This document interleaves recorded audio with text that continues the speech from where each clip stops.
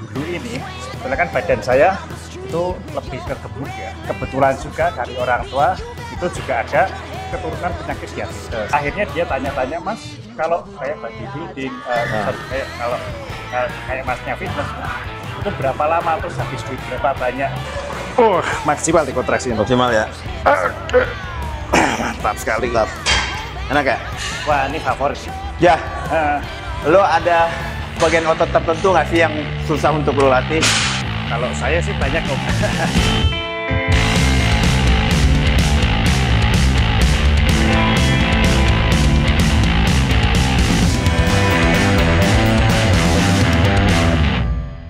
Oke guys, Bro Gym kita kali ini kita kedatangan tamu dari Jogja, dan ini salah satu teman gua juga, bodybuilder salah satu terbaik juga di Jogja. Kita sambut Reza. Salam kenal teman-teman semua. Nah, ini saya sangat tersanjung sekali kali ini siang ini ya, latihan sama Om Dodi ini dulu salah satu termasuk yang idola saya, dan beliau ini yang salah satunya juga membuat saya ingin kompetitif di dunia binaraga nih teman-teman. Kita tahu ya Reza, atasnya lo lihat gede banget ya. Jadi apa rahasia Reza untuk membesarkan bagian atasnya? Kita ikutin. Hari ini kita mau main apa aja? Kita kayaknya main push enak nih Om ya. Push ya? Push ya, dada sama bahu nih. Oke. Boleh ya? Oke boleh. Oke. Let's go. Real beban? Oh udah pasti dong. Real beban, oke. Pasti ya. Oke. Let's go. Wush. Oke Ja. Sekarang kita mau mulai apa dulu nih? Ini incline double press nih Om. Gerakannya nanti bukan seperti yang biasa, tapi double-nya dirapetin terus kita push dari Oke. Iya. Boleh. Ya. Oke, ya. Dan ini kebetulan nih saya gunakan tingkat kemiringannya 40 derajat ya, kemiringan dari Om. Karena kalau saya 45 derajat lebih tinggi dari ini, saya banyak merasa shoulder ya, shoulder depan ya. Jadi nggak apa-apa ya. Ya nggak apa-apa, nggak ada masalah. Kan? Pokoknya di sini gua akan ngikutin apa yang lu mainin. Oke. Up. Come on Ja. Ya. Oke. Come on. Up. Oke. Tap. Good. 2 3, come on. 4 5 6, come on Ja. 7 8, come on. 9 10. Oke. Sip. Oke, wah, ini mantap. Oke. Om mau berapa?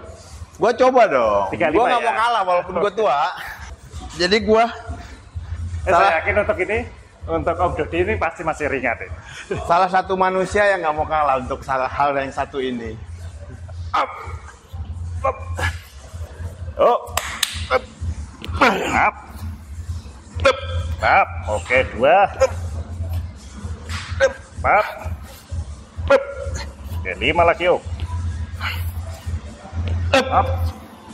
Saya dibantu kan. Yuk. 9, 10. Masih bisa. 12 ya Om? 12. Oke. Come on, let's go. Oke. Come on Ja. Wah, ini berat nih Om. Come on. Bisa. Tuh, come on. 2 3, come on. 4, come on. 5, come on. Come on. 7. Good. Ini saya yakin Om Dodi mesti nggak cuma 7 nih. Hah? Cuma nggak cuma 7 di pasti nih. Bismillah. Yuk. Oke. 3, oke. Up. 5, 6, 7, 8, 9, 10. Oke, mantap sekali. Sedikit mungkin untuk teman-teman dari Om Dodi, beliau melakukan sedikit partial rep ya. Kalau tadi saya mungkin lebih ke full range. Nah, kalau untuk Om Dodi ini, saya kira untuk dadanya bukan merupakan suatu weakness atau kelemahan. Jadi kalau Om Dodi kelemahannya dikit nih teman-teman. Nah, saya nih kelemahan karena memang di dada, sehingga saya menggunakan gerakan full range supaya bisa memaksimalkan pumping serta kontraksi dari otot dada saya, terutama upper chest. Kenapa gua melakukan partial? Semua orang punya teknik masing-masing. Nah, kalau bagi gua, kebetulan kalau gua itu kan elbow gua, sendi gua lebih tepatnya ini kan bermasalah. Jadi kalau gua pas lurus gini, ini dia sakit di bagian sendi gua tuh banyak banget sakitnya. Makanya gua main tuh nggak sampai lurus. Nah, kalau gua begini, ini sakit nih. Nggak usah pakai beban pun ini sakit. Makanya gua dorongnya partial. Oh, jadi alasannya ini, kenapa parsialnya seperti itu. Jadi ROM itu berdasarkan masing-masing individu. Masing-masing. Nah, setiap orang itu pasti punya teknik masing-masing. Dan menurut gua nggak ada yang salah, nggak ada yang benar. Kenapa? Karena setiap orang bisa ngerasainnya berbeda-beda. Ada yang suka full range, ada juga suka kayak partial kayak gua. Tapi pada intinya kan sebenarnya tujuannya adalah satu kan, ngejar kontraksi ototnya kan. Ya, supaya maksimal. Iya. Sebenarnya itu doang sih menurut gua. Siap. Oke, Jah. Lo bisa terjun ke dunia bodybuilding ini gimana sih ceritanya, Jah? Bisa lo bagi ke teman-teman sekalian, mungkin ada cerita menarik di belakangnya. Oke, mungkin ceritanya ini agak panjang, tapi saya persingkat dikit ya, Om. Oke. Nah, dulu ini sebetulnya kan badan saya itu lebih ke gemuk ya. Gemuk, tapi nggak gemuk banget. Saya saat itu beratnya 75 kilo. Cuman perut samping itu melebar-lebar. Nah, kebetulan juga dari orang tua itu juga ada keturunan penyakit diabetes. Oke. Makanya itu kenapa saya diminta untuk olahraga sama orang tua saat itu sekitar umur 15 tahun, kelas 3 SMP. Nah, akhirnya saya fitness lah karena disuruh orang tua. Nah, fitness ternyata kok malah suka. Dan saat itu di umur 17 tahun saat itu ada body contest lokal yang kita tahu itu ya, Om. Iya. Terkenal banget. Nah, itu saya ikut dan setelah saya ikut itu kok jadi ketagihan ternyata. Jadi nggak cuma untuk sehat, badan saya bisa jadi bagus, terus performa saya bagus, kesehatan saya, gula darah saya juga alhamdulillah bagus nih, Om. Nah, makanya sampai sekarang akhirnya saya melanjutkan untuk dunia bodybuilding ini karena dia merasa lebih sehat, lebih percaya diri bentuk badan, sama satu lagi mata pencarian yang alhamdulillah bisa dilakukan. Bisa menghasilkan lah ya. Menghasilkan. Oke, sekarang variasi apa lagi, Jah? Kita lanjutkan. Nah, ini karena tadi udah latihan pakai double, Om, dan forearm saya kerasa ngepam banget. Kita rilekskan lagi dulu ya. Siap. Dengan alat yang mesin yang favorit saya juga. Chest press ya? Ya, chest press tapi tetap fokus di upper chest. Oke. Nah, ini kalau saya biasanya sih saya sejajarkan dengan bahu. Dada nih, Om. Apa namanya, untuk pegangannya nih. Ya. Oke, sedikit lagi. Nah.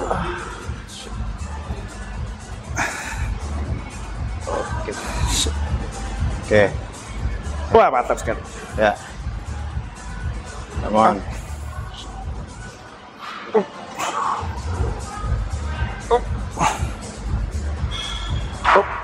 Come on. Ya.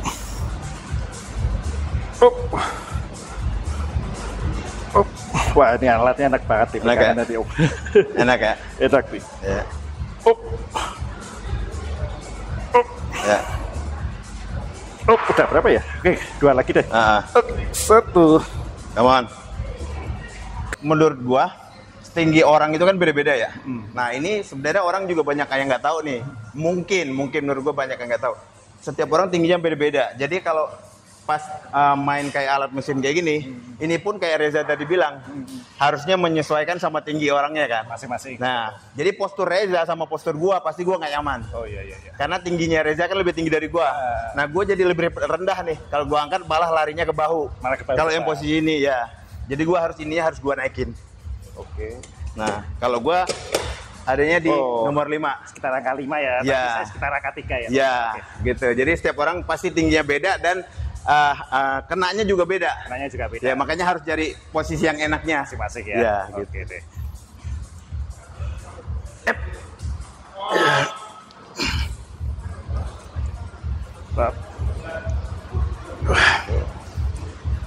Nah, ini juga gue sama nggak bisa lurus.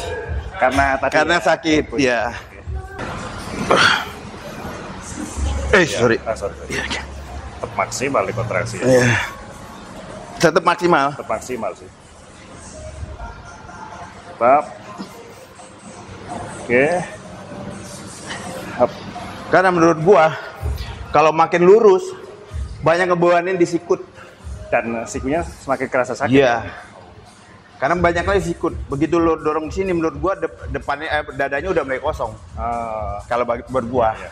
Kalau saya sih memang sampai lurus tapi jangan sampai ngunci juga sih Om. Iya. Karena kalau sampai kunci, tapi kalau kadang-kadang kan kalau orang yang udah terbiasa main lurus pasti dia akan kadang-kadang suka ngunci. Nah, itu. Suka ngunci. Makanya gua terbiasa aja sih.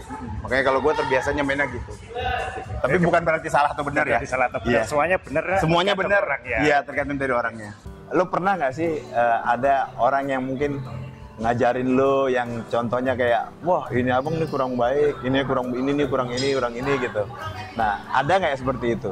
Terus kalau ada yang seperti itu, kira-kira bagaimana cara lo untuk menanggapi komentar orang itu? Oke, nah ini mungkin juga sedikit cerita lagi nih Om ya. Jadi mungkin seperti orang-orang seperti itu dan saya ngalamin sendiri itu ada. Kebetulan kan mungkin karena mereka merasa bahwa mereka tahu yang lebih baik ya. Dan dia berarti kan kalau komentar ke kita kan berarti peduli sama kita kan. Akhirnya saya jawab supaya dia tidak tersinggung. Kadang-kadang terima kasih masukannya. Mungkin besok saya akan perbaiki lagi. Nah, mungkin sedikit cerita menarik kebetulan. Saya ini pernah pijet. Tapi pijet beneran loh. Gue udah pijet aja tuh. Pijet. Jadi pijet beneran tapi terapisnya cowok nih. Terapisnya cowok terus dia bilang ini saat itu Mas ini kayaknya badannya udah bagus banget nih. Terus habis tapi pinggangnya kurang kecil sedikit. Terus saya jawab kan, oh iya nih saya bulking Mas. Terus habis itu dia cerita terus dia bertanya, oh Mas kenal yang Mas Kris Putra ada? Oh saya tahu, saya bilang gitu. Tapi saya tidak bilang, oh itu teman saya, dia bilang, oh, Mas Kris Putra itu oh bagus banget ya, dia ke Olimpiade dan sebagainya macam. Dan saya, oh ya, memang bagus kok dia kayak gitu. Saya bilang gitu. Nah intinya wah ini kayaknya mungkin saya bareng sama Mas Kris, cuman dia nggak tahu dia kebetulan, tapi nggak apa-apa. Dan akhirnya dia tanya-tanya, Mas kalau kayak bodybuilding, kayak kalau kayak Masnya fitness itu berapa lama, terus habis duit berapa banyak? Ya kalau saya fitness paling saya jawab saya nggak lama sih, 1 jam 1,5 jam. Terus kalau habis duit ya semampunya saya aja sih Mas. Banyak saya makan dari real food, mungkin kadang-kadang pakai suplemen. Nah intinya mungkin menurut saya orang-orang seperti itu adalah orang yang peduli terhadap kita, mungkin kadang-kadang mungkin kagum karena tubuh kita bagaimana, fisik kita seperti beda sama orang lain ya. Cuman tanggapannya kan mereka berbeda-beda nih. Nah kalau dari saya sendiri ya kita terima aja sebagai masukan. Kalau memang masukannya benar ya kita jadikan sebagai acuan untuk bisa berkembang lagi. Dan nggak ada masalah masukan itu mau baik atau buruk, namanya semua kita terima dan semoga bisa kita proses untuk menjadi sesuatu yang lebih baik. Ya, lo ada bagian otot tertentu nggak sih yang susah untuk lo latih? Kalau gua kaki nih, kalau kaki gua memang agak lambat, makanya gua bisa seminggu 2-3 kali main kaki. Kalau lo apa? Kalau saya sih banyak Om. Banyak. Jadi ya? kemarin ikut terakhir dari Juli kebetulan di kontes yang Vietnam itu dari upper chest ya, terus dari lebarnya lats ya, punggung, sama dari kaki terutama quad sweep atau paha yang bagian dalam atas ya, bagian yang luar itu. Nah itu ada 3 hal utama yang perlu saya improve, terutama untuk kontes depan supaya bisa lebih maksimal. Gitu. Dan untuk latihannya juga saya mungkin bisa 2 atau 3 kali dalam seminggu untuk jatuhnya, dan fokusnya sekarang lebih selain di upper chest, di kaki ini memang. Jadi banyak latihan dengan beban-beban yang seperti leg press, seperti hex squat. Tapi saya nggak bisa squat karena untuk beban bebas kerasa banyaknya malah di lutut. Udah umur lumayan gini, lututnya banyak kerasa nih. Gitu. Oke. 40 ya itu. 40. Come on. 2. 3. Mau aja.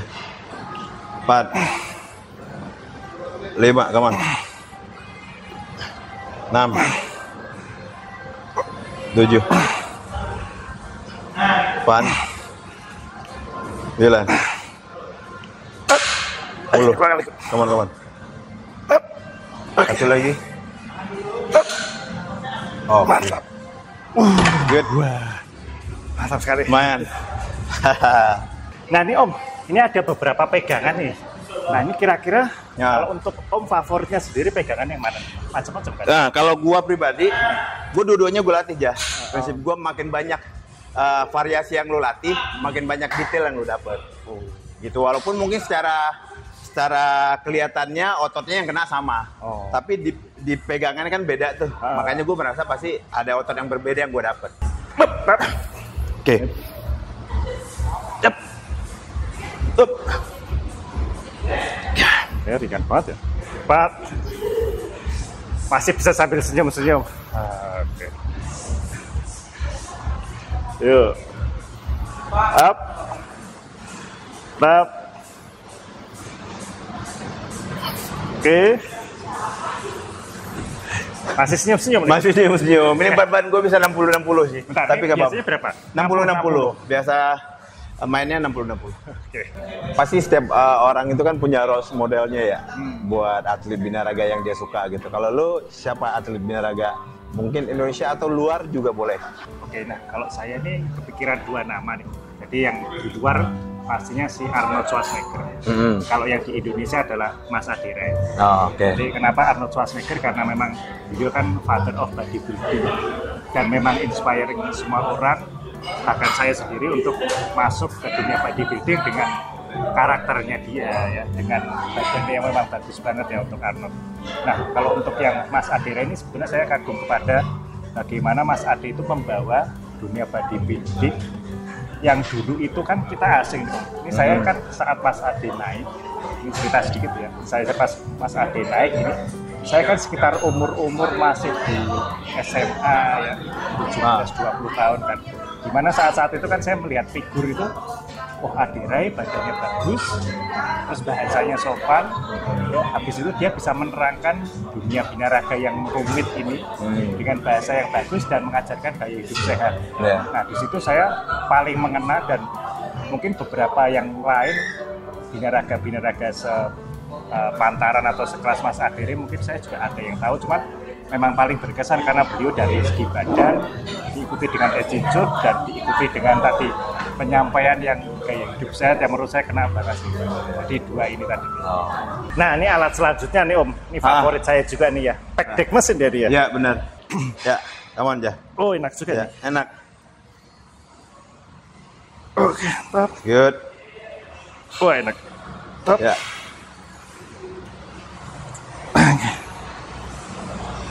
Come on.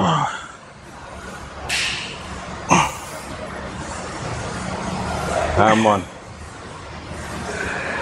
Ya. Come on ya. Oh maksimal di kontraksinya. Maksimal ya.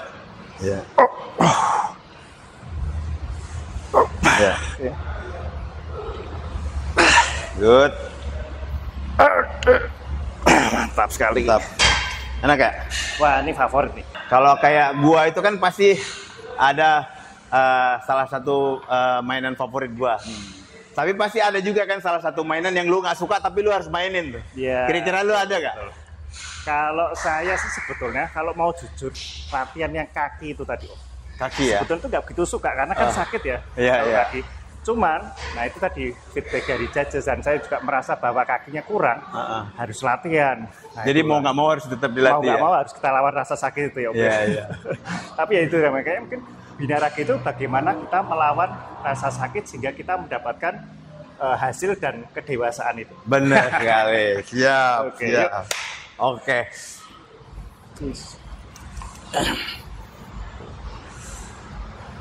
Oh. Mantap, 3 5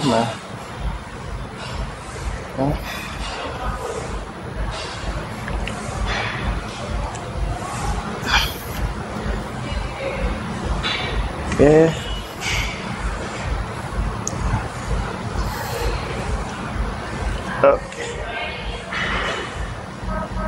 Satu lagi, up.